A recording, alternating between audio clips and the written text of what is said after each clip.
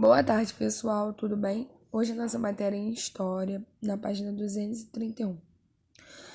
Vamos falar sobre as famílias do passado. Nas últimas aulas, aprendemos sobre como podemos pensar a nossa própria família, história, e que fazemos parte de uma família.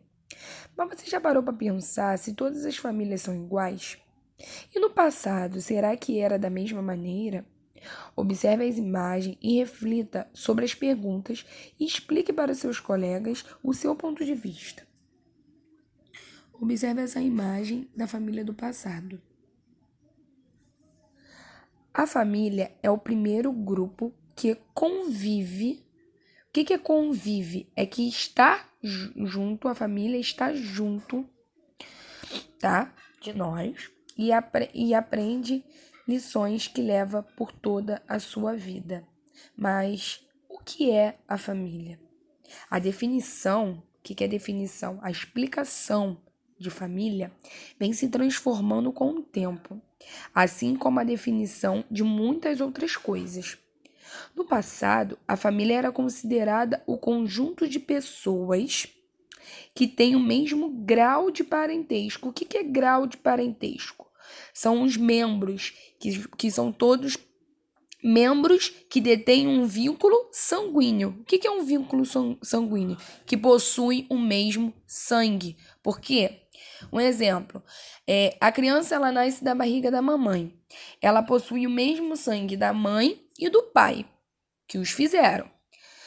E se eu sou criada pela mãe e não nasci da barriga dela, o meu sangue não vai ser igual ao dela. Mas neste caso, nós estamos falando da família do passado. E a família do passado, elas possuem o mesmo grau de parentesco que tem um vínculo sanguíneo. Ou seja, possuem o mesmo sangue, a mistura do sangue da mamãe e do papai. O grau de parentesco está relacionado à genética dos pais. O que é uma genética dos pais?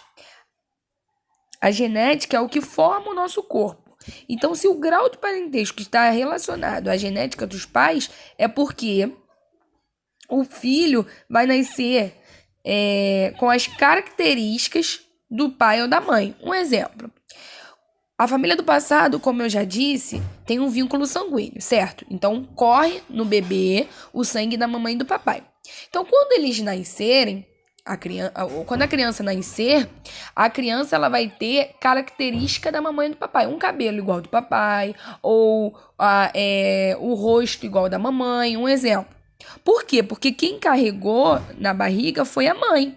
Então, quando a mãe carrega na barriga, vai vir com essas características. Isso no passado. Mas ao longo do tempo, as possibilidades de estrutura da família se modificaram. Com isso, recebeu um novo significado, que é o conjunto de laços afetivos. Então, antigamente, só era parente, só era família quem tinha o sangue, né? E as características da mamãe e do papai. Hoje em dia, não. Hoje em dia, se tiver só os laços afetivos, o que são laços afetivos? Laços afetivos são os sentimentos, são os carinhos de cuidado. Mesmo que mora na casa ou não, é uma família. Então, os laços afetivos refere-se à união de pessoas pelo amor.